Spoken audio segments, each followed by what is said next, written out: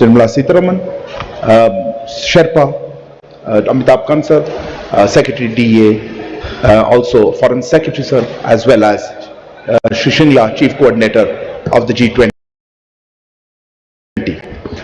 They will make brief opening statements, after which we'll open the floor for questions. Please note that we may not be able to accommodate all your questions given the time limit, but I would request now, sir, if you would like to take the floor first. Thank you. Thank you very much. Friends from the media, it is a great pleasure for all of us to speak to you even as the G20 summit deliberations continue.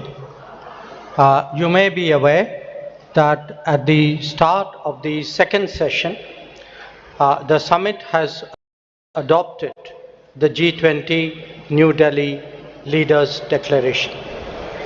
What I would like to do is to give you an overarching perspective of India's G20 presidency. Thereafter, I would request my colleague, Finance Minister Nirmala Sitharaman, to speak about the key outcomes from the finance track. The Indian G20 Sherpa, Amitabh Kant, will then similarly speak on the results of the Sherpa track. We would thereafter be very glad to respond to your questions and comments. The message of our presidency, as you are all aware, is that we are one earth, one family, and we share one future. This draws on an age-old belief of Vasudhaiva Kutumbakam. The entire proceedings of the New Delhi summit are in fact organized accordingly, with 3 sessions devoted to each aspect of this theme. Now, reflecting this approach, we have consciously sought to make this G20 as inclusive and broad-based as possible. It is witnessing the participation of its 20 member states, 9 invitee nations, and 14 international organizations. It is a matter of particular satisfaction for us that the African Union has this morning become a permanent member of the G20, that too during the Indian presidency. This is in keeping with the priority that we attach to addressing the urgent concerns of the Global South. You would recall that at the beginning of our presidency, Prime Minister Modi's initiative, 125 nations were consulted to express the voice of the Global South. In terms of its organization and program, the Indian presidency, if I may say so, has been exceptional. Events have been spread across 60 cities, which are truly across the length and breadth of India. There has been a popular participation and a societal involvement of an extraordinary degree. The interest in G20 proceedings have been particularly strong among our youth. It has been an opportunity to showcase our culture, traditions, and heritage as well. The G20 has contributed to making India world ready and the world India ready. The declaration that the leaders have agreed on today focuses on promoting strong, sustainable, balanced. It envisages a green development pact for a sustainable future. It endorses high-level principles on lifestyle for sustainable development, voluntary principles on hydrogen, the Chennai principles for a sustainable and resilient blue economy, and the Deccan principles on food security and nutrition, among others. The transformative and inclusive role of technology has been highlighted with a focus on digital public infrastructure. The Indian presidency's proposal of a One Future Alliance has also been noted. The G20 has reaffirmed the fundamental importance of gender equality and committed to halve the digital gender gap by 2030.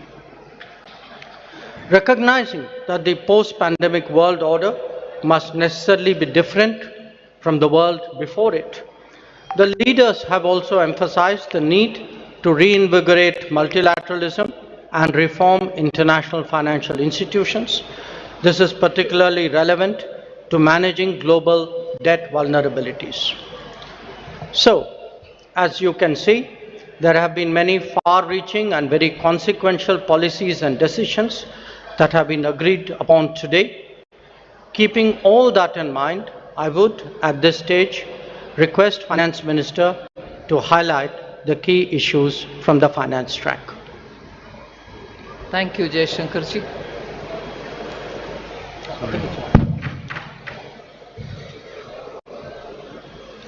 As was said by the External Affairs Minister, under the guidance of Honorable Prime Minister, India's G20 presidency has worked for the theme One Earth, One Family, One Future.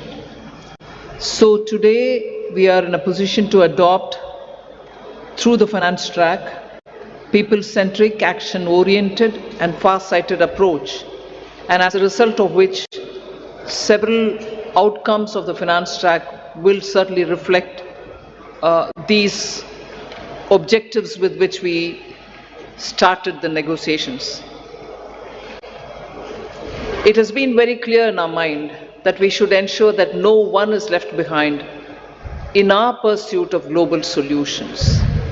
So we have endeavored to support countries, especially those from the global south, to be an integral part of the global decision-making process. The G20, as you all know, is a very diverse group. Each country is at different milestones of economic development, and their trajectory is also very different in achieving their developmental goals. So through well-curated debates and careful assimilation of all the perspectives, the Indian presidency has crafted solutions that resonate with each member, offering a shared path forward for all. Many action-oriented outcomes of this presidency contain comprehensive strategies that cater to the unique needs and aspirations of all developing nations. We assumed the presidency at a challenging time of geopolitical tension. The Indian presidency has worked to ensure that these divergences don't overshadow the core developmental outcomes or concerns of the global community that demand collaborative solutions. So today, as I look back at the 10 months of Indian presidency, I am left with gratitude and satisfaction. I can confidently state that the Indian G20 presidency has walked the talk. Now, let me share with you just some of the key achievements of the Indian presidency, the finance track. First one is the outcomes which are focused on strengthening the MDBs to address shared global challenges of the 21st century. So under this strengthening MDBs, there are 4 key highlights that I'd like to bring to your notice. The first one is agreement on the need for a better, bigger, and more effective MDBs.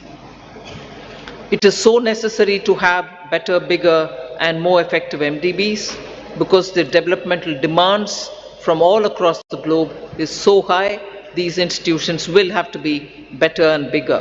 This is also going to contribute to enhancing representation and voice of developing countries in the decision making. The second under the MDBs, strengthening of MDBs, is the G20 Independent Expert Group on strengthening MDBs, and this was established and it has submitted its volume 1. The first report, their report consists of 2 volumes. The first volume has already been submitted. The report recommends a triple agenda that dovetails with the call for the bigger, better, and more effective MDBs. The third point in strengthening MDBs is the agreement to collectively work towards boosting World Bank's financing capacity. Here the options will be explored that will deliver a powerful boost to the IBRD headroom to support low-income and middle-income countries.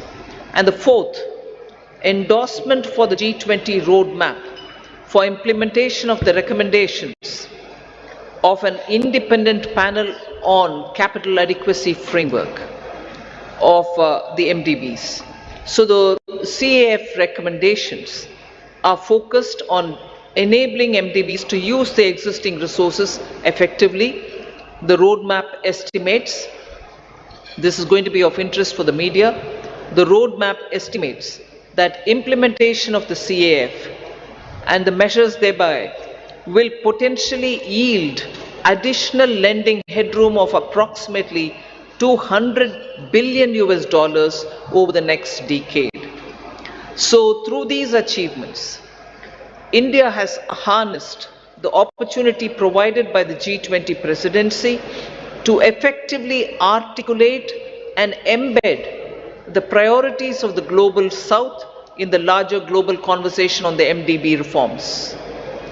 I move to the second, laying the building blocks for a globally coordinated and comprehensive policy and regulatory framework for crypto assets. The global push for clearer policies on crypto assets under the Indian presidency, and a global consensus is emerging on the same. The presidency will support the IMF and the FSB, and FSB is also setting the contours of the regulatory framework for a globally coordinated approach to crypto assets. So the presidency, with the support of IMF and the FSB, is setting these contours. The IMF and FSB synthesis paper, about which I've spoken to the media earlier, including a roadmap. On that, I just want to give my observation. This synthesis paper delves into how the policy and regulatory frameworks developed by the IMF and the FSB, alongside the other standard-setting bodies, will fit together and interact with each other. This paper is now available in the public domain for all of you all to see. The third one, which I'd like to draw your attention to, is the financial inclusion and productivity gains through digital public infrastructure.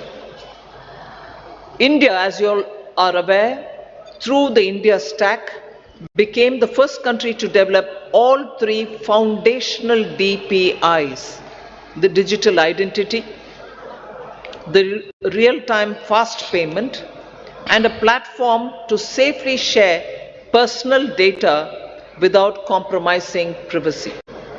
So embedded this concept in the G20 financial inclusion agenda by formulating G20 policy recommendations for advancing financial inclusion and productivity gains through digital public infrastructure. This set of recommendations cover 5 aspects: use of DPIs and accelerating financial inclusion, fostering well-designed DPIs, regulatory and supervisory aspects of DPI, institutional and governance arrangements by DPI, and ensuring customer protection. So DPI has also been integrated into the G20 Financial Inclusion Action Plan, the FIAP, which will run between 2024 and 2026. That's a strong legacy of the Indian presidency. We also assume the co-chair of the Global Partnership for Financial Inclusion. The implementation of the Financial Inclusion Action Plan, as well as the policy recommendations on DPI, will remain as areas that will continue to be heard across the G20 forum. So the fourth one, which I'd like to highlight, is the debt resolution under the common framework and also beyond the common framework. Since its establishment in 2021, only Chad as a country has had its debt restructured. The others have been waiting. So since India took over the G20 presidency, good progress has been made in the ongoing country cases under the common framework of debt treatment, and the three countries in that are Zambia, Ghana, and Ethiopia. We've also succeeded in using the G20 platform to also put in place a coordinated mechanism to address the debt situation of Sri Lanka, which is outside of the common framework.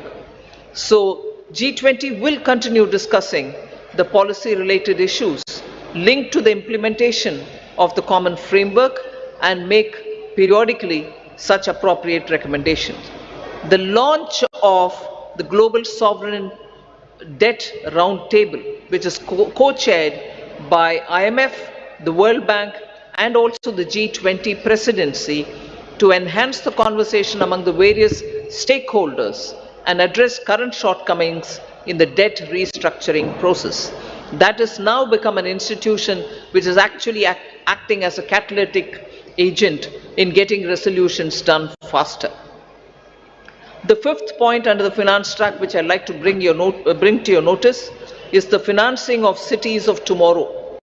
Key concerns of the low-income countries and emerging markets is always been to mobilize resources for financing sustainable, resilient, and also inclusive cities of tomorrow.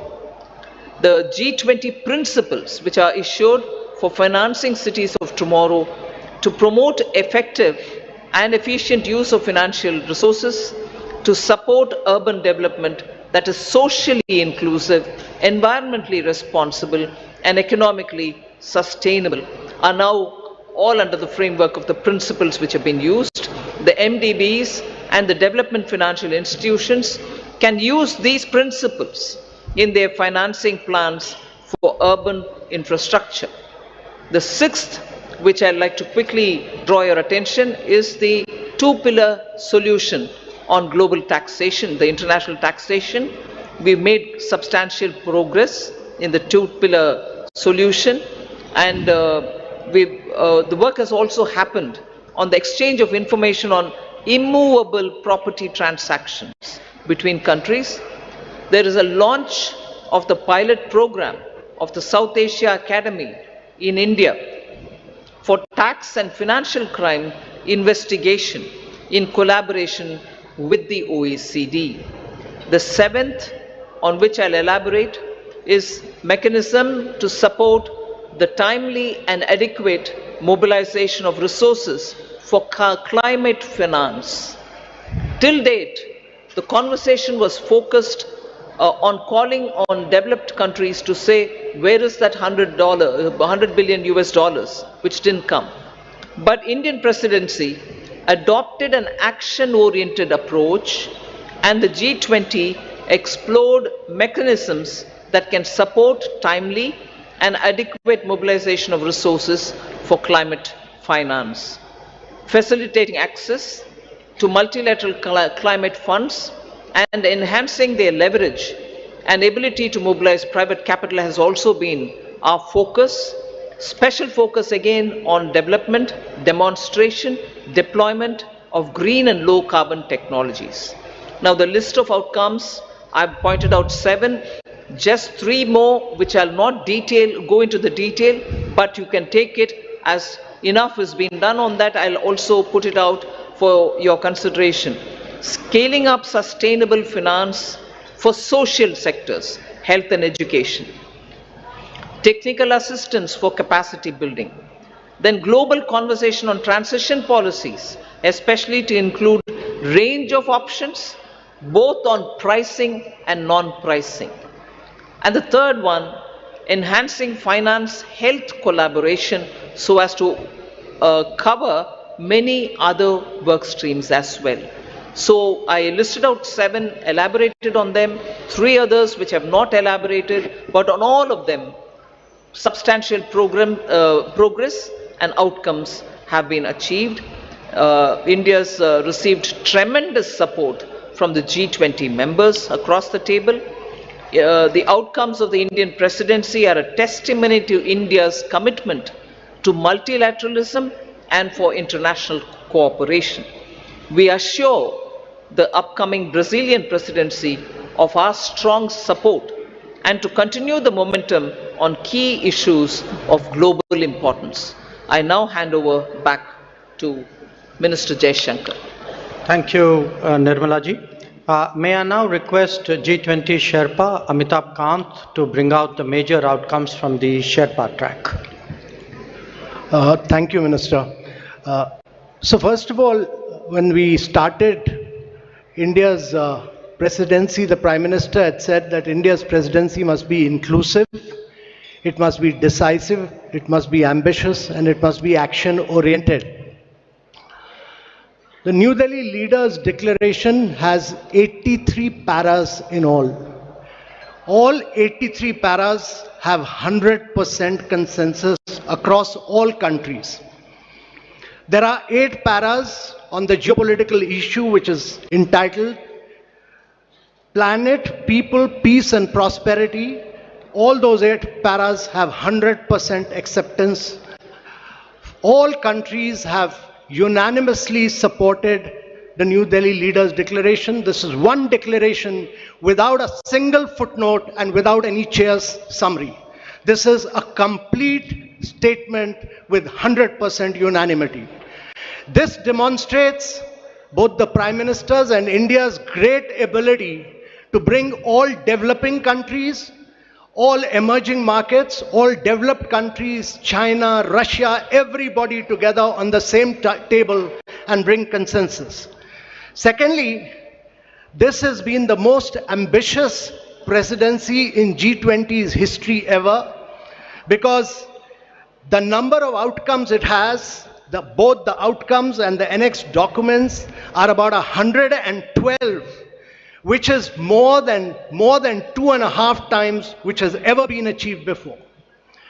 Thirdly, this presidency, if you go through the New Delhi Leaders' Declaration, it has a huge India narrative, it has a huge India footprint, whether you look at the Deccan high-level principles on food security, whether you look at the Chennai high-level principles for blue ocean economy, whether you look at the Goa roadmap for tourism, whether you look at the Gandhi Nagar implementation roadmap for land restoration or Jaipur call for enhanced MSMEs, all this will leave a huge footprint of India in G20.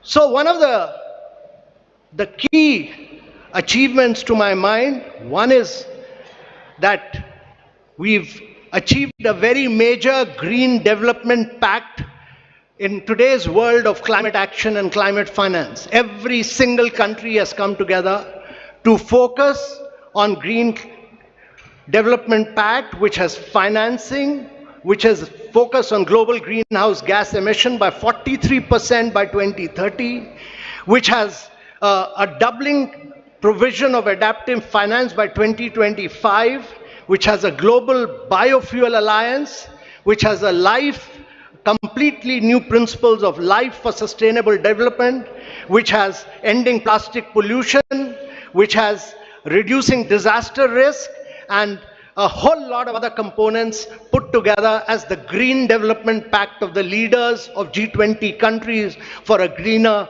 world of tomorrow. Secondly, there is a huge focus on accelerating progress on sustainable development goals, because the COVID had hit a vast segment of our population. There's a G20 action plan to accelerate progress on SDGs. There is a huge focus on education, health, nutrition. There's a huge focus on creative industries like culture as a transformation for SDGs. And there is a huge focus on inclusive and resilient growth in this entire things, most of which the finance minister has spoken about, so I'm not talking. But I think one of the biggest achievements of this New Delhi Leaders' Declaration is what we've achieved on women-led development, with a massive focus on women empowerment and gender equality. And this focuses on reducing labor force participation gap, bridging the gender digital divide, There's a huge focus on gender-inclusive climate action. There's a completely big focus on women's food security, nutrition and well-being. And we've created a new working group on empowerment of women, which Brazil will carry forward. There's the next key in the world. The G20 leaders are focused on artificial intelligence. They are focused on cyber security. Also, I would say that one of the key aspects of this presidency has been its focus on developing and emerging markets. No document of G20 has had such an immense focus on developing and emerging markets and the voice of the global south as this particular document has. This is a document of the global south. This is a document of the developing countries which came together and spelled out their priorities. And India has been the spokesperson of all the global south and spelled out their priorities in this document. This document also condemns terrorism. It denies terrorist groups safe haven and freedom of operation and many other things. But let me assure you that for the planet, there are several new initiatives on climate and health, and this has been an inclusive G20. This has been a very a G20 where the leaders give a direction to global agendas, and this has laid the foundation for very bold action. But more than anything else, it has amplified the voice of global south. It has also demonstrated that India has a huge capacity of bringing the world together and leading the world in developmental and geopolitical issues as well. So thank you very much, ladies and gentlemen. Thank you, Amitabh. Following up on my colleagues, let me add a few more remarks. While noting that the G20 is not the platform to resolve geopolitical and security issues, the leaders recognized that they can have significant consequences for the global economy. In particular, they dwelt on the ongoing war in Ukraine and the impact it has had, especially on developing and least developing nations still recovering from the pandemic and economic disruption. The 3 F's, food, fuel, and fertilizers, were issues of special concern. Another subject that was addressed by them, as the Sherpa noted, was countering terrorism and money laundering. The leaders condemned terrorism in all its forms and manifestations and recognized that it constitutes one of the more serious threats to international peace and security. So, in conclusion, as you can all see, all G20 member states have come to New Delhi with a strong sense of responsibility about addressing the most pressing global challenges. Speaking for India, we are clear that no one left behind, as the finance minister highlighted. No one left behind is as much a foreign policy goal as it is a domestic one. Indeed, it should be a global one. Obviously, there are differing viewpoints and interests at play in regard to the various issues under discussion. However, we have been able to find common ground on all of them. As a result, we can justifiably state that under Prime Minister Narendra Modi's guidance, the New Delhi summit has given clear directions for the growth and development of the global economy in the years ahead. We would be glad to respond to your queries. Thank you. Thank you very much, sir. Before I open the floor for questions, let me just mention that the document in question, the New Delhi Declaration, has been uploaded on the website about an hour ago, and please have a look at it. Let me open now the floor. I see gentlemen at the back. Yeah, right there at the back on the left. Yeah. Parikshit, right? Yeah, please. No, not there. Behind you.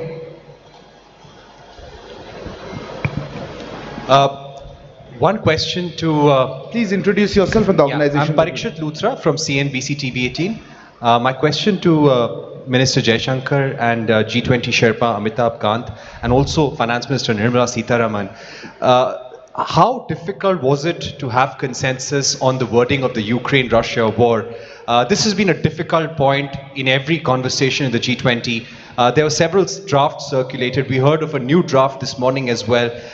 Were there any countries which actually helped India in bringing consensus on the table? I see a name. I see the lady here. Please, ma'am. Yeah, you.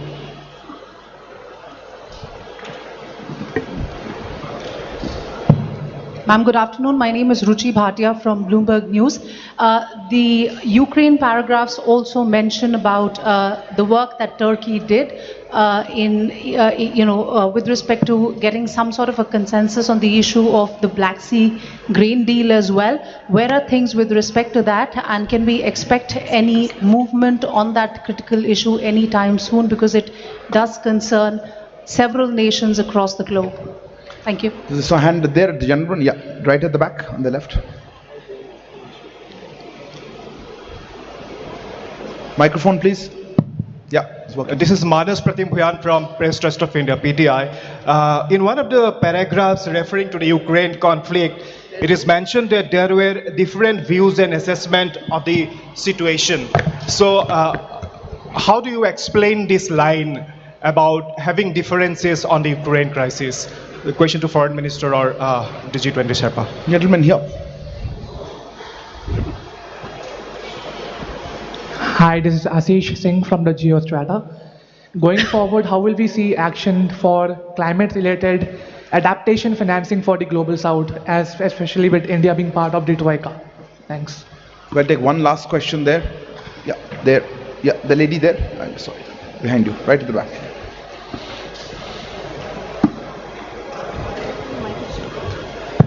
Okay. Hi, I'm Hamna from Brute. I wanted to know, does India see itself as the leader of the Global South, and how did it assume this role? Because there's been a lot of conversation about bringing the Global South together. So, yeah. Sir, may I handle it? I didn't get the last one. The last one. How does India see itself as leader of the global? As the leader of the global south. Where is this lady? I'll just go with the stop, then I'll. Let me respond to some of the questions, and then I'd like request the Sherpa to come in on that after me. How difficult was it to forge consensus on the Ukraine issue? This, as we have pointed out, is a declaration of 83 paragraphs. It has a lot of content. There are a lot of subjects which have been covered, some of which we have spoken about. But obviously, because of the ongoing conflict, the strong views about it, considerable time was spent, especially in the last few days, in regard to geopolitical issues, which really centered around the war in Ukraine. The question who helped, eventually everybody helped, because everybody came together for the consensus. But I think if Sherpa would bear me out, I think the emerging markets took a particular lead on this, and many of us have a strong history of working together. Bear in mind that actually you have 4 developing countries in succession as G20 Presidency: Indonesia, us, Brazil, and South Africa. So, but I would say, rather than who helped, the point to be recognized is that a common landing point was ultimately fashioned out. On the Black Sea grain corridor, there are many discussions going on. As you know, the Foreign Minister of Russia is here. The President of Turkey and his delegation are here. UN Secretary General is here. Other people are here. So it's natural that there would be discussions going on this. In the past, I should add, when the grain corridor was created at Bali last year, we had also in our own way contributed to some bridging of viewpoints and concerns, both between, at that time, between Turkey and Russia, and also worked with the UN Secretary General. On the sentence, or that phrase about having different viewpoints and assessments, I think we are being transparent. I mean, it is a fact. This is today a very polarizing issue. There are multiple views on this. There are a spectrum of views on this. So I think, in all fairness, it was only right to record what was the reality in the meeting rooms, and I think that is the sense that is sought to be captured. And I will leave the climate action issue to Sherpa, and I don't know if Finance Minister would like to speak on it. But on the global south, look, it is not, what India has tried to do, beginning with our presidency, was to seek to ensure that the concerns of the global south constitute the core agenda of the G20 deliberations. Because after 3 years of pandemic, after economic disruptions of various kinds, after the impact of the Ukraine conflict, after climate events, the fact is that the countries of the global south are in deep economic distress. And that distress has not, in our view, been fully recognized till now. And we therefore very consciously started off with the Voice of the Global South Summit. But again, I emphasize, the voice was of the summit. It was the voice of 125 countries who participated in that summit. But we, as the G20 presidency, we saw it as our responsibility of distilling the views which were expressed in that summit and putting it before the rest of the G20. And we can take a lot of satisfaction that many of the issues that the Finance Minister highlighted, which the Sherpa highlighted, these are truly Global South issues, and we hope that certainly the Delhi summit and the deliberations which will take place today and tomorrow would give strong guidance to take them forward. Sherpa, Amitabhji, if you want to add to it. On the Russia-Ukraine crisis, India worked very closely with Brazil, South Africa, and Indonesia. And I want to say that it was the emerging markets which played a very key role. India worked with all the emerging markets which played a very key role. There was very tough, very ruthless negotiations which went on for several days non-stop. And I really feel that in the end, the issue was clinched because of the leadership of the Prime Minister, because eventually we had to say that the leader wants it and this has to be delivered. And secondly, I really want to thank Mr. Jaishankar. I constantly took his advice and he guided me, and he gave me two really outstanding officers. One was Naidu, Nag Naidu, who's a very outstanding officer and very enthusiastic, motivated young officer who worked with me, Inam Gambhir. They did a really outstanding job as far as the geopolitical issues concerned. I had two other Foreign Service officers who've done brilliant work, Abhay Thakur and Ashish Sinha, on different aspects. But on geopolitics, they've done a really spectacular work. So it was really great teamwork. It was just brilliant teamwork by India, which has enabled us to achieve consensus on an issue on which the world has evaded any consensus.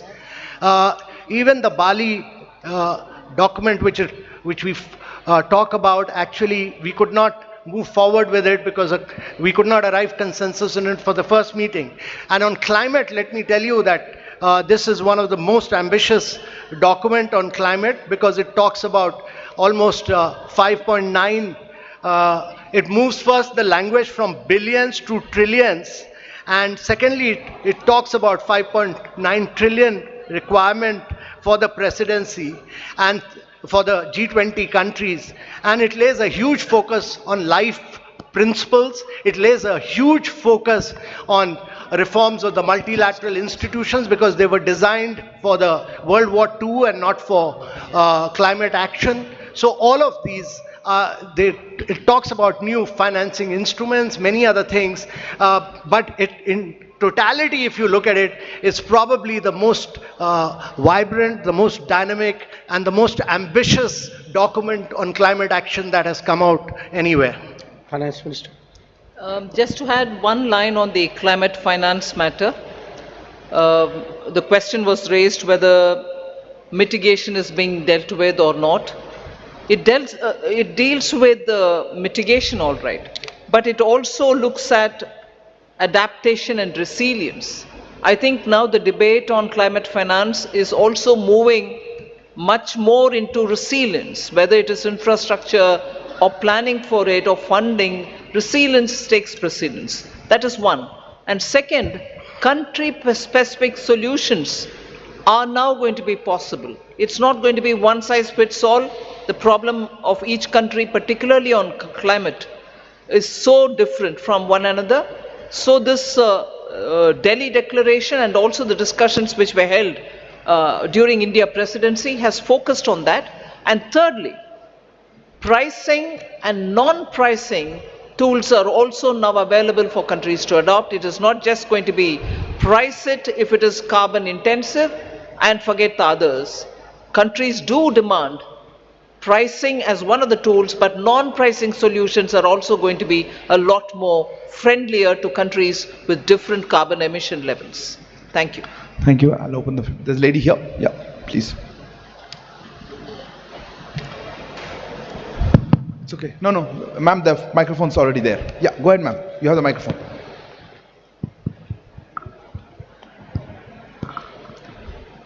Hello.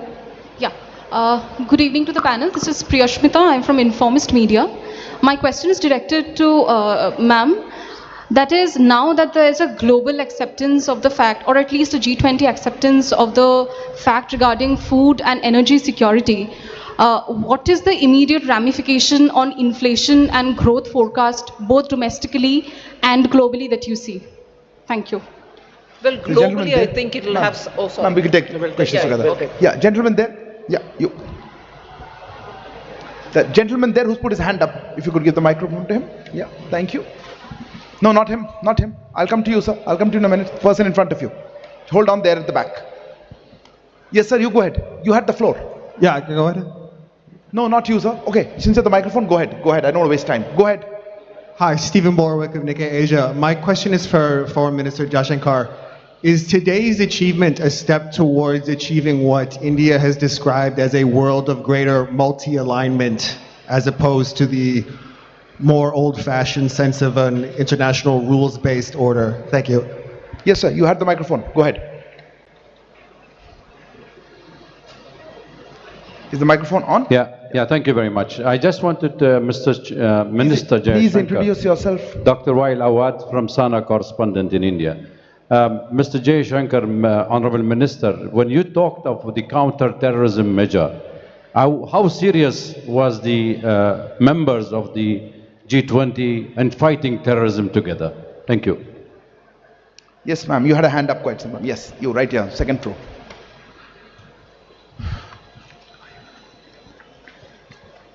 Samira Hussain with BBC News. I want to go back to Russia, and if you look at the language that was used in Bali, and you look at the language that was used now, gone is any reference to Russia and its aggression. Were those concessions made in order to get Russia to sign on? And do you think the weight of this has been watered down? And does that take away from its importance, especially when you're talking about fuel and food security? Yes, you. Yeah.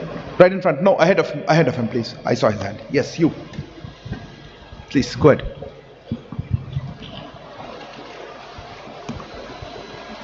Hello. Yeah, sir, Rishikesh from the Press Trust of India. Everyone must surprised by this outcome. मेरा सवाल है कि PM Modi का जो personal bonding है president Biden and Russian president Putin के साथ, उसका कितना बड़ा योगदान था इस डिक्लेरेशन को ला पाने में, and what role has China played in bringing this declaration? एक क्वेश्चन था कि दूसरा? देखिए We'll take another one or just pass these on? One more. One more. There was a gentleman there. Yeah, sitting there. Yeah, behind you. Yeah, Pranay, go ahead. Sir, Pranay Upadhyay हूं Zee news से।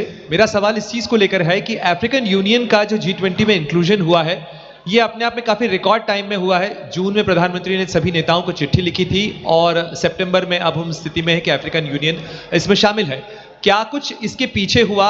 India ने इसमें कितना invest किया इसकी lobbying के लिए या इस प्रयास के लिए? थोड़ा अगर आप इस बारे में साझा कर सकें। Sir. Maybe Finance Minister would like to. On the inflation question, globally, of course, it's going to have an impact the moment it is executed. The understanding is executed and the grain movements start from Russia and from Ukraine. So, particularly countries which have been hard pressed, which have originally and for a very long time depended on grains coming from these two countries, are now waiting to have that back again. As a result, I think it will cool off inflation, particularly in food grains. Domestically, we've had very little grains coming in. Except for edible oil, particularly sunflower oil, our imports have not been so much dependent on these countries. There are times when we've brought in extra edible oil, and therefore to that extent, yes, it will certainly have an impact on domestic inflation as well. But largely, India's domestic inflation is affected by vagaries of the monsoon or supply side problems. Global impact is not as much as countries which are outside dependent on grains coming completely for their consumption from outside. If I could respond to the question whether this is a world of monthly alignment. I mean, first of all, when we are talking about G20, let us remember that this is a forum for international economic cooperation. Its primary focus is on economic growth and development. And in a way, the G20 itself is a reflection of multipolarity. The fact that there was, in a way, the salience of G7 was a decade ago replaced by the salience of the G20. I think that itself was a statement. Now, what you see before you in terms of the leaders' declaration and the discussions that are going on are obviously discussions among a very broad, very diverse range of countries at different levels of economic development, whose economic and social, cultural composition is quite different from each other. So I think in that sense it's quite reasonable to assume that there is a certain there's a spectrum of views and interests out here which we have tried to harmonize to produce the declaration. The question on counter-terrorism, what happens? I would draw your attention to paragraphs 74 and 75 of the leaders' declaration. 75 speaks about the role of the FATF because clearly the financing of terrorism is a very strong concern which the entire international community, not just the G20, shares. The 74 deals with illicit trafficking and diversion of small arms and light weapons. So I think these are concerns. So within the G20, I think these conversations are quite helpful, but obviously in terms of policy action, they will be carried into their particular mechanisms and forums which focus on the issue.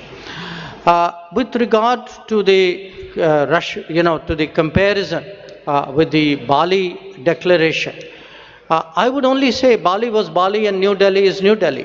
I mean, Bali was a year ago, the context, the situation was different. Many things have happened since then. In fact, if you see, in the geopolitical segment of the leaders' declaration, there are in totality 8 paragraphs, 7 of which actually focus on the Ukraine issue, and many of them highlight problems which are of great contemporary significance. I mean, including the efforts of the Istanbul agreements, the concerns about unimpeded deliveries of grain, foodstuff, and fertilizers, the issues of attacks on the relevant infrastructure. So I think it's, one should not have a theological view of this. I think the New Delhi Declaration responds to the situation and concerns as it is today, just as the Bali Declaration did in a situation which was there a year ago.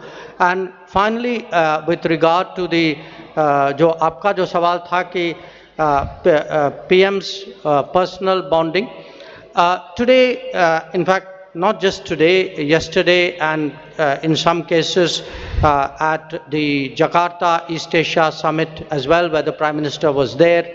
Prime Minister did speak to a number of his counterparts with regard to what was under discussion at this summit. It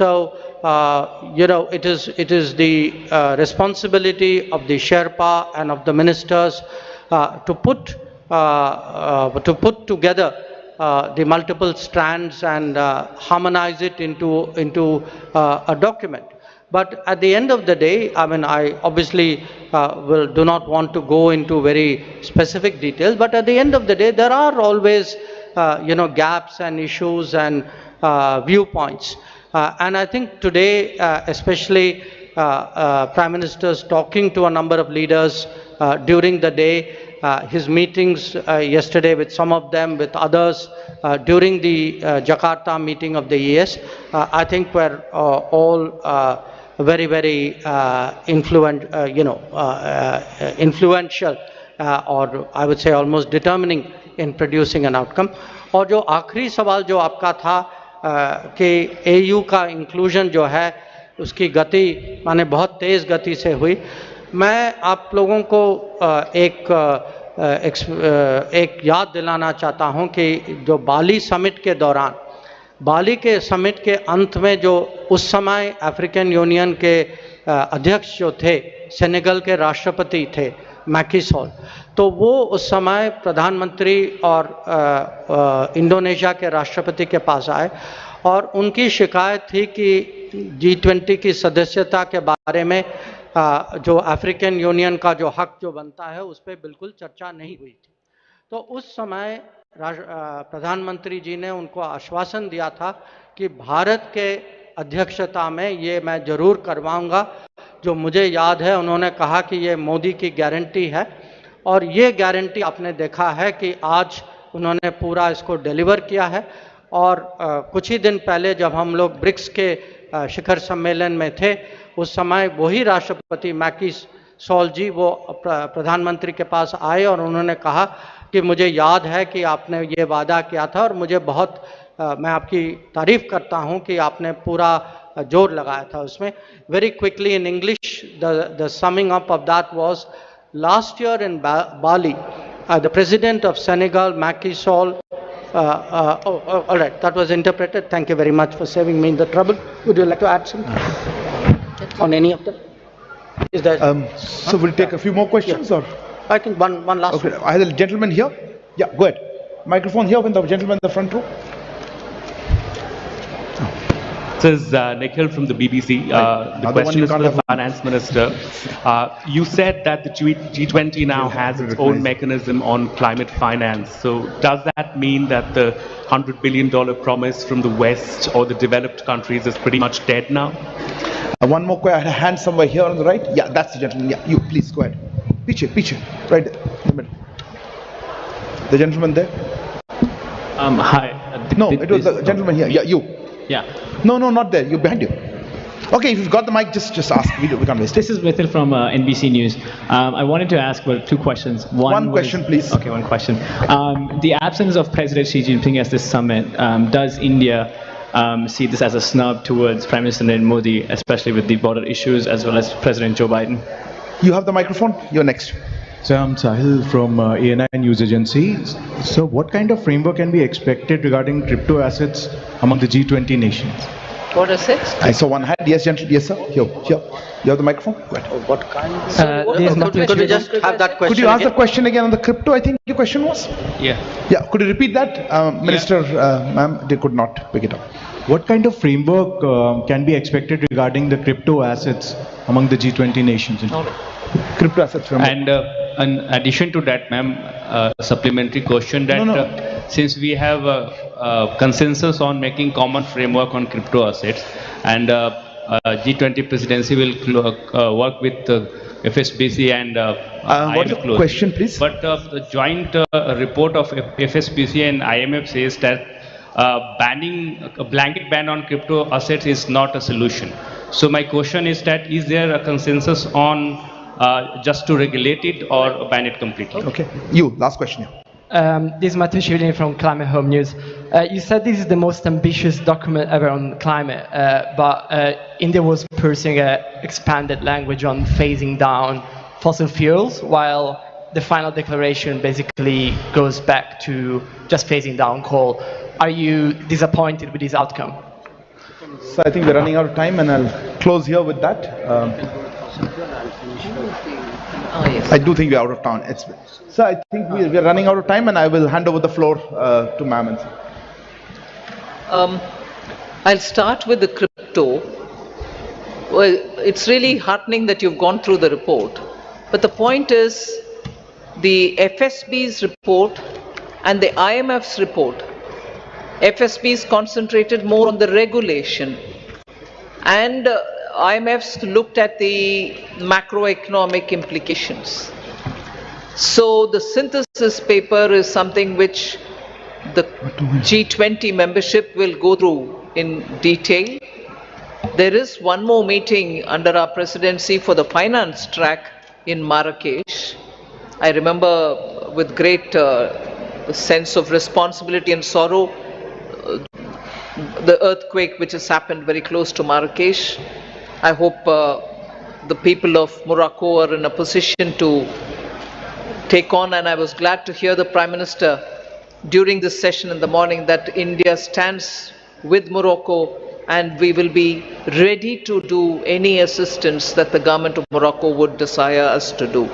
So with that said, with a heavy heart, the next meeting was scheduled for Marrakesh, and there the FSB report and the IMF, which is the synthesis report, will be discussed, and the materials are all already available in public domain.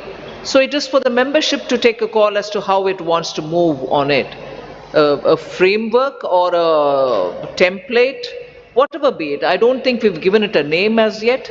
And also to now discuss whether it is going to be a regulation only and not a ban. I'm not getting into that debate.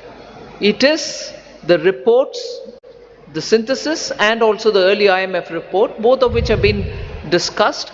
You're right in saying this report says this. It's up to the G20 membership to take a call on how it wants to move forward. And that you'll get to know more during the autumn meet of the World Bank.